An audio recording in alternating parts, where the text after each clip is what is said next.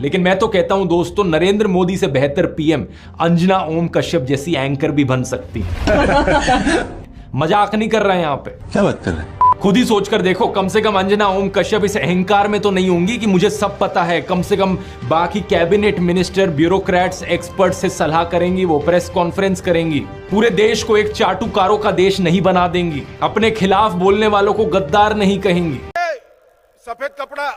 लेकिन ये जो नरेंद्र मोदी और कंगना रनौत जैसी टाइप की पर्सनैलिटी के लोग होते हैं, ये सबसे खराब लोग होते हैं देश के लीडर्स बनने के लिए। आंखें खोल लीजिए, हमें देश के लोकतंत्र को बचाना है, देश के संविधान को बचाना है, और यहाँ भारतीय जनता पार्टी को भी बचाना है इस तानाशाही से। इनकलाब जिंदाबाद। ये बात बताइए, कुछ कह रहे थे पीछे से, यही रहते हैं। मोदी जी ने ये कहा था कि हम 15-15 लाख देंगे, 15 पैसा दिए।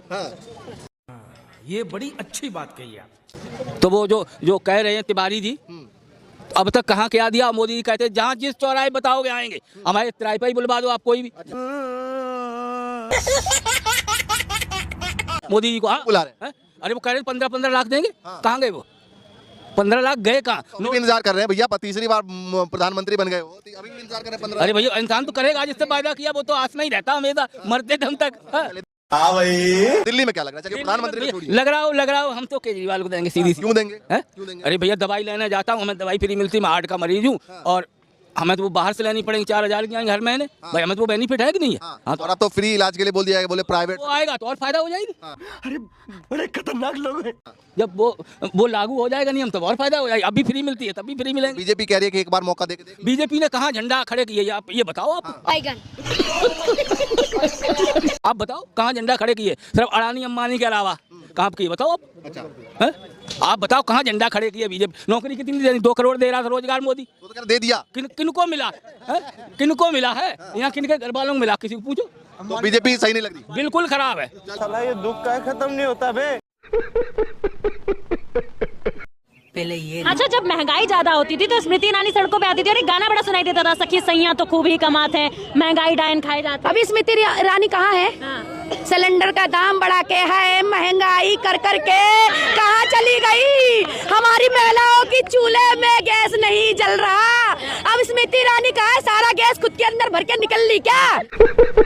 कहते ना, रेल बेच दिया, तेल बेच दिया, बिका हवाई अड्डा, और सब कुछ बिकता देख के खुश से अपने जेपी नड्डा है, और जनता महंगाई की मारी करती हाहाकार, कहाँ सोया है चौकीदार? वाह दीदी, वाह दीदी। केंद्र में बीजेपी की सरकार है, अगर राज्य में भी आ गई तो डबल इंजन, ट्रिपल इंजन। अरे डबल इंजन की सरकार गुजरात में है भैया, डबल इंजन की सरकार 20 राज्यों में है भैया।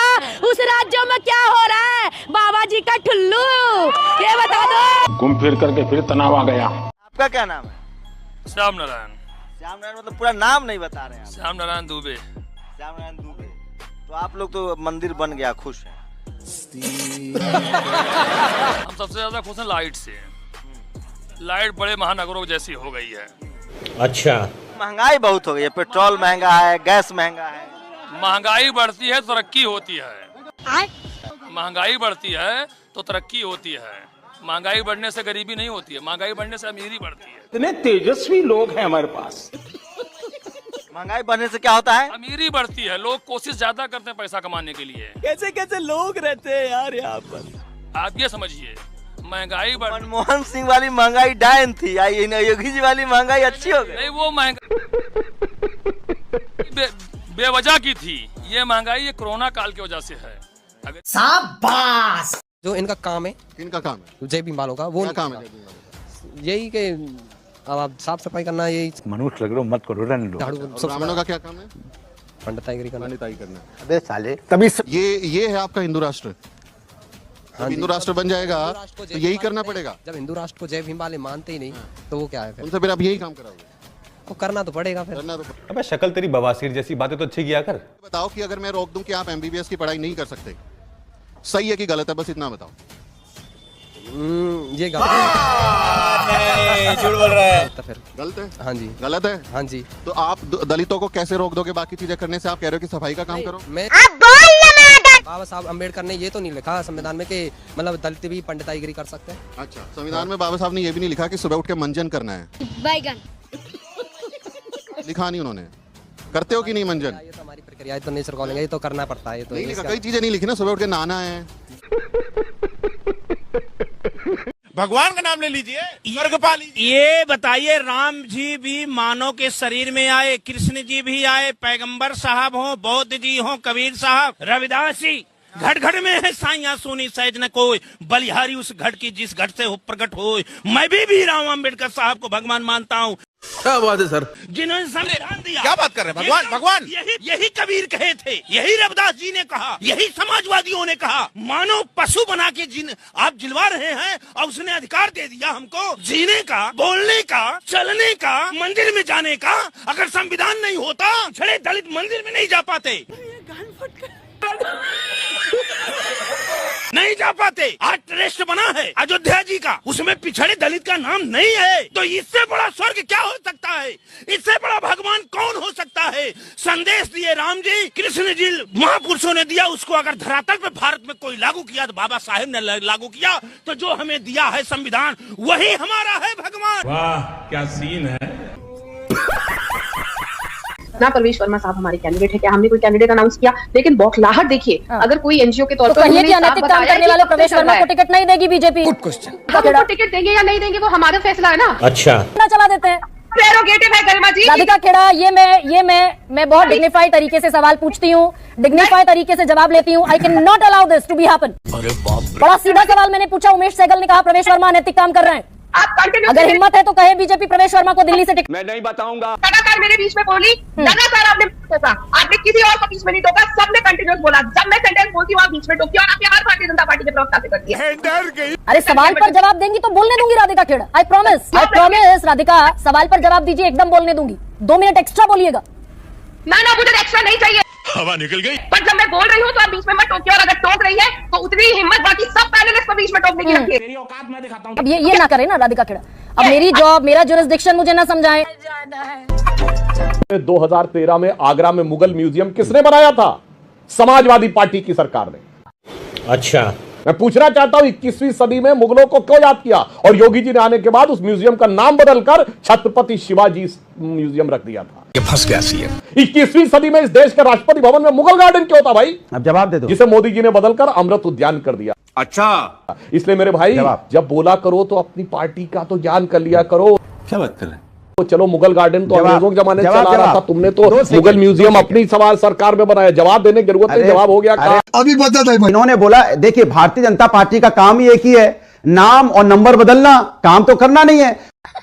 तो नाम और नंबर बदलने की जो आदत है, बदलते बदलते आपको जनता ने उत्तर प्रदेश में बदल दिया और 33 पे लाके समेट दिया। क्या बात कर रहे हैं? तो आप नाम और नंबर बदलने की आप जो चलन है बंद कर दीजिए, कुछ अपना बनाइए ना, अपना बना के उसका नाम और नंबर रखिए तो अच्छा लगेगा। दूसरी करा ली बेइज्जती। 2 अंकल हैं फॉरेन में, एक है जॉर्ज सोरोस, एक है सैम पित्रोदा। बोल ये वाले भी बहुत प्रिय हैं। इनने क्या ट्वीट किया 2024 के अंदर? Who contributed more to the Constitution and its preamble? Nehru, not Ambedkar. अच्छा, NOT कैपिटल में लिखा है।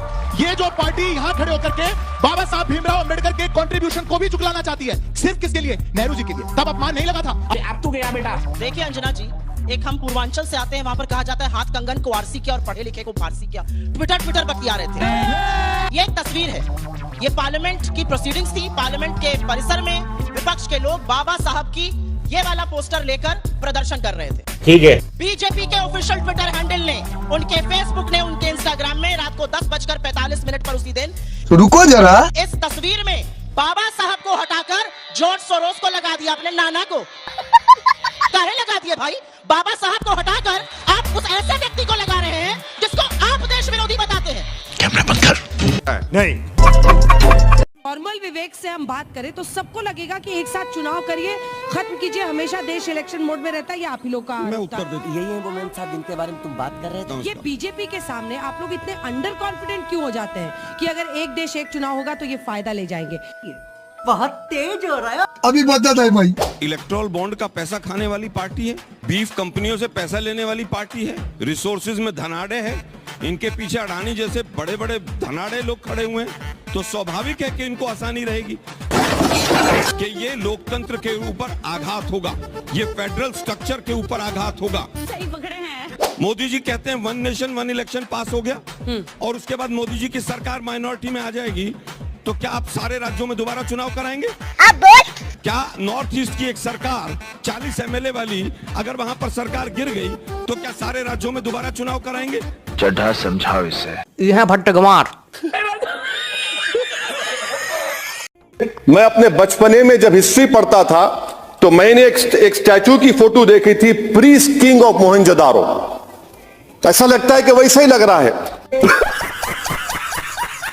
ख्वाजा अजमेरी के आस्थाने पर चादर बिछाइए, मगर आप जो चादर मुझसे छीनना चाह रहे हैं मेरी मस्जिद है, फिर मेरा वजूद किस माने रखता है? बात तो सही है। हमारे 30,000 से ऊपर मंदिरों को तोड़ दिया गया। अभी तो एक राम मंदिर बना है, अभी सिया धर्म गुरु कार्य की 1 इंच नहीं देंगे। अरे भाई साहब, 1 इंच की बात छोड़ो, 3 मंदिरों की बात छोड़ो, 30,000 की बात छोड़ो, 30 लाख अगर मस्जिदों में मंदिर के सबूत मिले तो आपसे लेकर रहेंगे। कौन है ये लोग? लगाते देखो आज बीजेपी नहीं आई, लेकिन बीजेपी ने अपनी टीम भेज दी है डिबेट में। ये जो टीम है ना, ये हिंदुस्तान को एक करने की बात नहीं कर रही है। ये जो टीम है कि हिंदुस्तान में किसी भी उन हिंदुस्तानियों की बात नहीं करती है, ये समाज के अंदर नफरत की बात करने आए हैं। छी। क्या बीजेपी से कोई नहीं बैठा हुआ है, लेकिन मैं पक्ष ले लेती हूँ। आप क्या बोल रहे हैं? मैंने तो बॉलिंग की थी बीजेपी को बोल्ड करने के लिए, लेकिन बैट लेके आप आगे खिलाड़ी कहाँ है? आप बीजेपी के ऊपर बॉलिंग कर रहे हैं। यही तो अनुराग भदौरी जी आपकी दिक्कत है ना, अकेले बॉल डालकर आपको लगेगा बीजेपी के खिलाड़ी को आपने आउट कर दिया है। कौन खिलाड़ी है बीजेपी का इसमें? आप बीच में इतना टोक लिए, आप इतना बैट लेके कूद पड़े कि हम बॉलिंग ही नहीं कर पा रहे। कहा कि बटोगे तो कटोगे, हमें लगता है हिंदुओं को एक रखने का। क्यों आपको खौफ है अगर हिंदू एक है तो? जनता को आप मूर्ख समझना बंद कर दीजिए। एक मिनट, ये मैसेज था बीजेपी का। हम बीजेपी वाले हिंदुओं के चैंपियन हैं, इकट्ठा रह जाओ, हमको वोट दो, नहीं दोगे तो ये मुसलमान तुम्हें काट डालेंगे। अरे नहीं बटोगे तो कटोगे। अब मान लीजिए कि 2025 में ये लोग चलाए ना चलाए, आप लोग पक्का चलेगा इस हिंदुस्तान में, नहीं चलेगा। बोलता हूँ हिंदुस्तान एक है या हिंदू मुस्लिम सिख ईसाई सब एक है। आप नारा दे रहे हो, पहले तो ये तय कर लो कि एक है सेफ है नारा है, या बटोगे तो कटोगे नारा। एक मिनट, बीच में नहीं। आरएसएस वाले बोल रहे हैं जी हर जगह मंदिर मत खोजो। अच्छा, पहले अंतर बताओ क्या है? Number 1 minute. दूसरी बात यह है, आप लोग के चलते अब ये नारे लग रहे हैं कि घटोगे तो कटोगे। तो आप चाहते हो अफगानिस्तान या भारत? नीचे जो वो सब्सक्राइब का बटन है ना, उसको हिट करो।